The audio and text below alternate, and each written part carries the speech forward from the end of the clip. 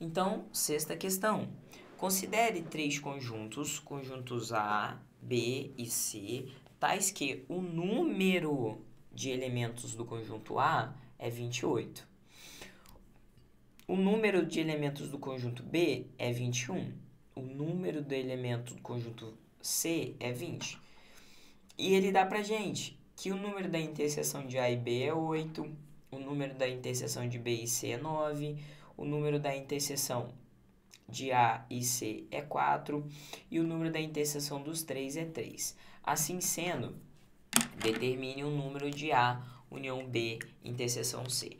Bom, gente, como a gente está trabalhando com o número de conjuntos, a gente vai voltar lá no livro de vocês, o livro base de vocês, tá?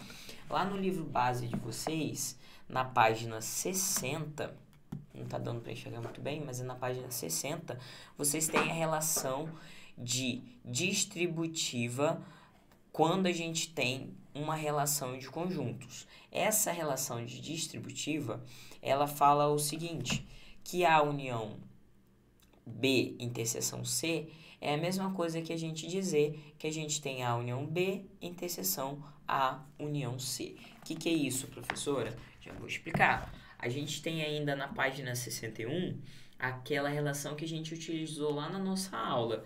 Número de A união B é igual ao número de A mais o número B menos a interseção. E ainda a gente tem que a interseção de a união de três conjuntos é igual à soma individual de cada um menos as suas interseções mais as suas interseção dos três conjuntos. Então, a gente vai ter o seguinte. Então, pela relação de distributiva, a gente tem que o número de A união B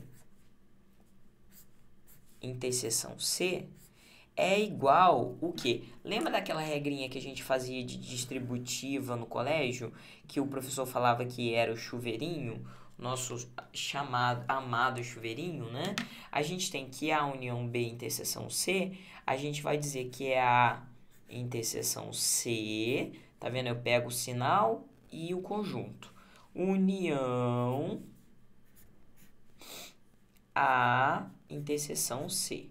Então, a gente fez uma relação de, B interseção C. Então, a gente fez uma distributiva de conjuntos aqui. Então, a gente tem agora que A interseção C, união B interseção C, tá bem? Então, vamos olhar aqui. Ele fornece pra gente o valor da nossa A interseção C. Então, o nosso A interseção C é igual a 4, tá bem?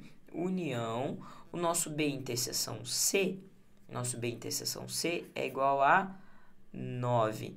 Então, a gente tem que 9 com 4 vai dar 13. É esse o resultado final, professora? Não. Lembrando que quando a gente tem uma relação de união, a gente tem que somar os dois conjuntos.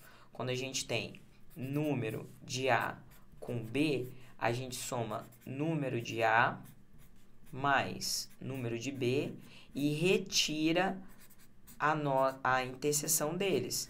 Lembrando que eu não posso ter elementos repetidos, por isso que a gente tira a nossa interseção, tá? Então, a gente ainda tem que retirar a nossa interseção, porque a nossa interseção ainda está junto aqui dentro.